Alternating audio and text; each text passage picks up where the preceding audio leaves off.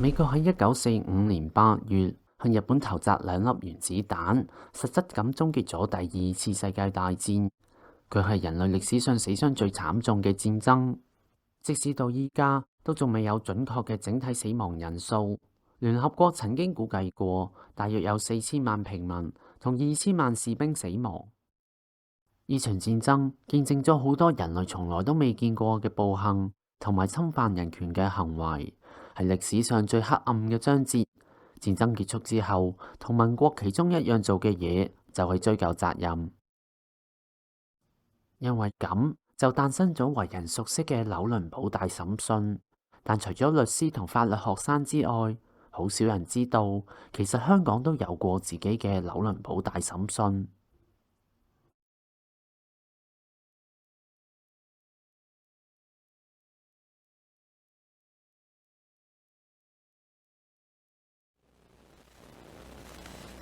1945年8月15號中午12點正，日本昭和天皇公布佢哋向同盟國投降。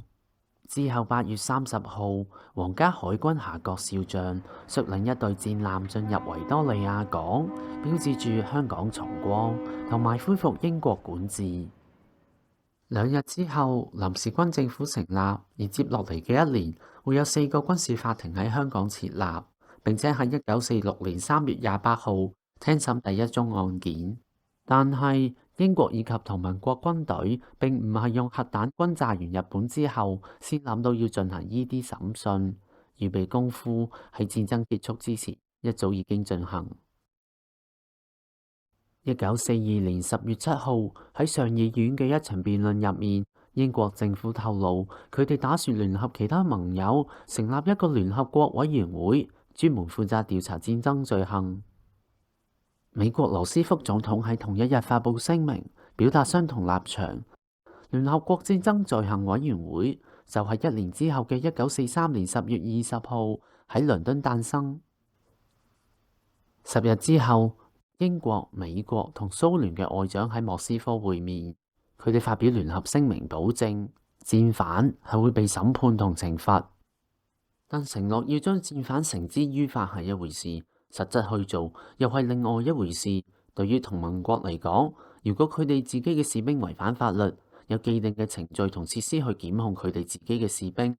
但大規模檢控國際戰爭罪犯係從來未發生過嘅事。所以新嘅法庭負有新嘅權力去審訊國際戰爭罪犯就變得有需要。1944年11月21號，英國戰時內閣通過一份建議，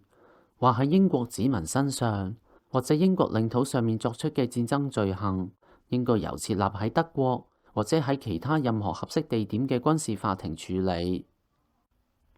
同盟國喺歐洲勝利大概1個月之後，國王佐治6世行使皇家特權，頒發一份皇家授權令俾陸軍部，當中附帶一系列關於審訊戰爭罪犯嘅規則。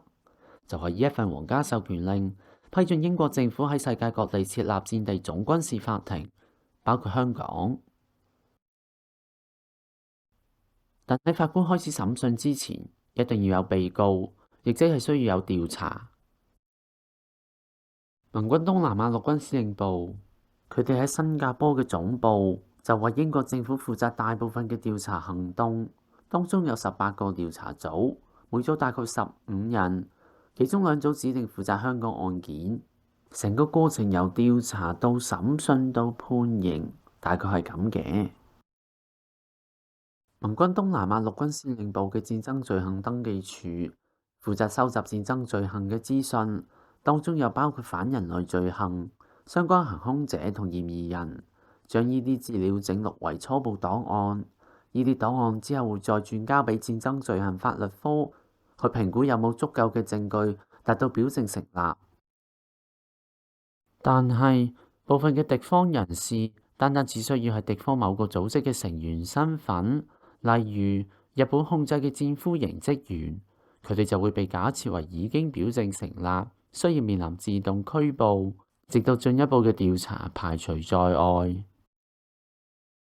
而如果法律科需要更加多嘅證據，例如稱為誓章嘅證人書面宣誓證供，咁佢哋就可以去揾調查官幫手。當一宗案件準備好審訊嘅時候，法律科就會準備一份控罪書、一份證據摘要，連同其他資料交俾召集官。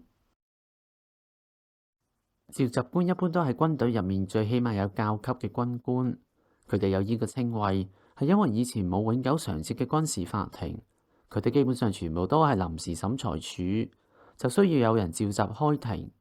呢個就係召集官嘅工作。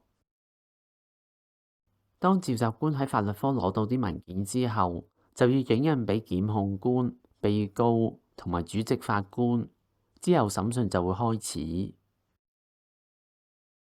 香港嘅每一宗案件都係由3位法官審訊，而且係冇陪審團。法庭一般會由傳召被告開始，咁樣3位法官、傳譯員、速記員就可以喺被告面前宣誓。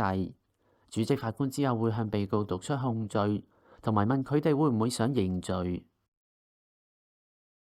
但同現代嘅做法唔同，如果被告唔認罪，軍事法庭係唔會休庭再續。檢控官一般都會立即宣讀開案陳詞，概括咁講解證明控罪嘅證據係有啲乜。下一步，檢控官就會傳召證人，之後就係辯護律師傳召被告或者其他證人作供，但被告可以拒絕咁做。每當一個律師傳召證人嗰陣，嗰個律師會首先詢問證人，呢個步驟稱為主問。下一步就會輪到對方律師盤問證人，跟住就會返去首先傳召證人嗰個律師度，再問問題去覆問證人。當啲律師搞掂之後，就會輪到法官問問題。當每個人都完成作供之後，冇人再有更加多嘅問題要問嗰陣，兩邊嘅律師就會進行結案陳詞，總結自己一方嘅論點。法官之後就會休庭，佢哋就可以秘密咁討論案件。同樣，同現代嘅做法唔同，現代嘅法官一般都係以日計、禮拜甚至月計嚟考慮證據先得出個結論。但香港戰爭罪行法官一般都係同一日就作出裁決，其中一單案件，啲法官淨係用咗3個字時間。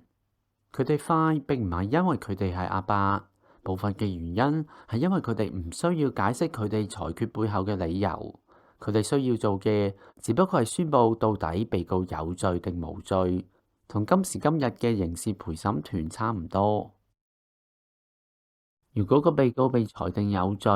佢哋嘅律師就會幫佢哋同法庭講會唔會有減刑因素，同埋點解佢哋應該要被判較輕嘅懲罰。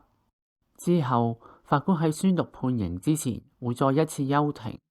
就同作出裁決一樣，法官係唔一定要解釋佢哋判刑嘅理由，所以冇一個法官有解釋，即使係判處死刑都一樣冇解釋，但就3位法官都一定要一致同意先可以判處死刑。但係就係冇解釋，無論係裁決定判刑，都係乜都冇。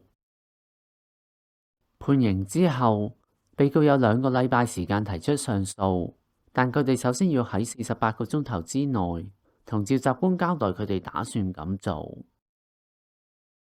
但其實呢啲上訴並唔係我哋今時今日所認識嘅上訴。正式嚟講，佢哋根本就唔係叫上訴，即使當時啲法官同律師都係咁叫都好。技術上，其實佢哋叫做呈請。呈請大致上都只不過係提供另外一個渠道，請求重新考慮同埋求情。任何人都可以提交，包括被告嘅親屬同支持者。好少法律爭議會喺呈請入面提出，但其實都唔奇怪。畢竟啲法官冇解釋佢哋嘅判決理由，所以要透過呈請去挑戰裁決同判刑係非常之困難。呈請書同單案件嘅其他相關資料同記錄會首先送去新加坡，嗰度會有一位訟辯法官審核個檔案，之後再寫份建議報告。訟辯法官嘅角色其實都幾緊要，因為當時嘅軍職法官唔一定由具備法律資格嘅軍官出任，而喺和平時期，為咗填補呢個問題，每個軍事法庭都應該配備一名擁有相關法律背景嘅訟辯法官喺法庭現場幫手。但冇一單香港嘅審訊配備訟辯法官，而由解密咗嘅文件嚟睇，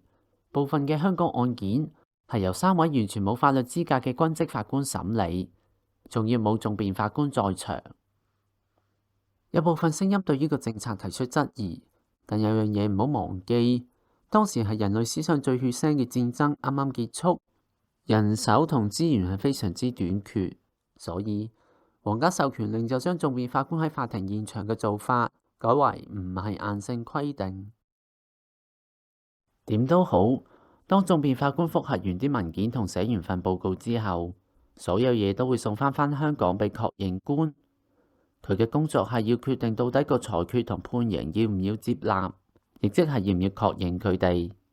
個官可以確認裁決同判刑是但一樣，兩樣都確認都可以。個官亦可以選擇將判刑減輕。最後一步就係公佈，基本上就只不過係要將啲記錄好好咁儲存起嚟。呢個步驟入面最重要嘅部分就係同個被告交代審訊嘅最終結果。咁樣就由頭到尾將香港成個戰爭罪行案件嘅審訊過程好簡單咁描述咗一次。多謝收睇。最後一樣嘢，我想推介一本書，係由法律教授 Susanna Linton 所編寫嘅《Hong Kong's War Crime Trials》，就係呢本書俾咗整呢段片嘅諗法。如果你係喺香港嘅話，其實係可以去公共圖書館度借呢本書。多謝。